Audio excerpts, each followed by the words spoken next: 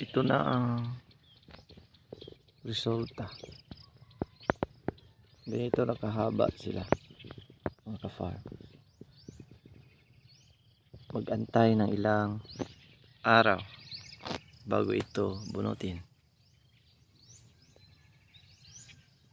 Pagkalipas ng 2 linggo, ito ay ready na. O depende na lang, mga ka-farm, sa ating gusto kung kailan natin ito at sakto at tamang gulang na ito bunutin. Ito ay ready na namin inaano.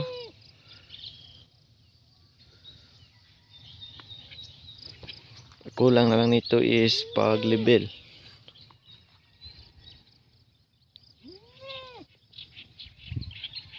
Gawin muna namin itong palayan, itong fish pan na to, dahil sa yung panggasto sa feed sa fish pan ay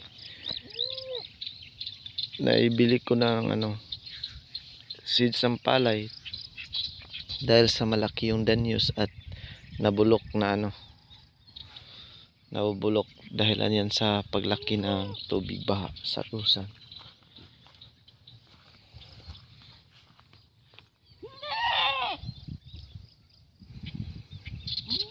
Ito, mga ka-farm, kasali na ito sa tataniman namin. Tsaka ito. Tsaka nandun sa unahan, mayroon doon na damage din, mga half hectare. Din mayroon doon sa dulo sa aking area na may 1/4 sa hectare. Kaya ito yung bubunutin namin at itatanim.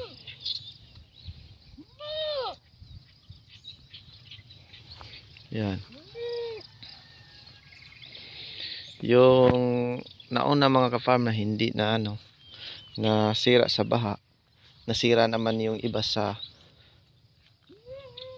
tawag dyan, sa daga. Yan, tingnan nyo. Yung hindi nasira, ganito na yung situation nila. Yung stage nila is nasa flowering stage. Pero tingnan nyo, mga ka-farm. Tingnan nyo doon. Grabe.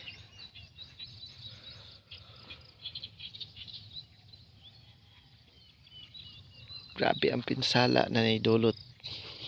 Kung sa gabi ay daga, sa araw naman ay mga langgam, ibon, or maya, mga ganyan. Grabe talaga yung pinsala na idinudulot sa mga pisting daga, ibon, hindi lang yung mga iba pa. Mas lalo silang dumadami, guys. Grabe.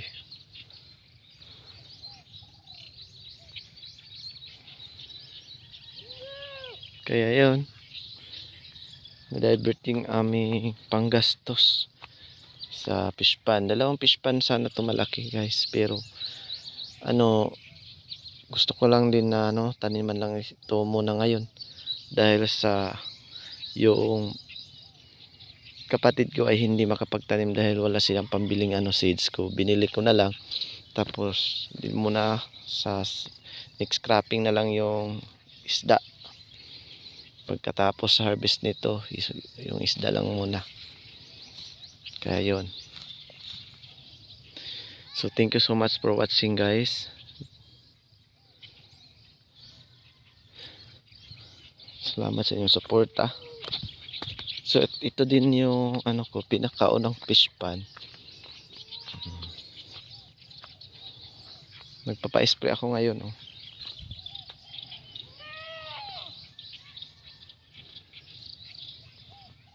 Ayan.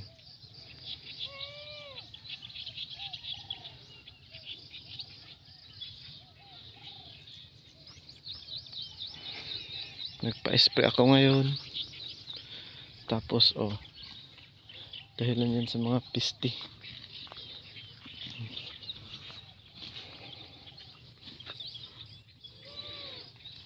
Ang iba ay nandun.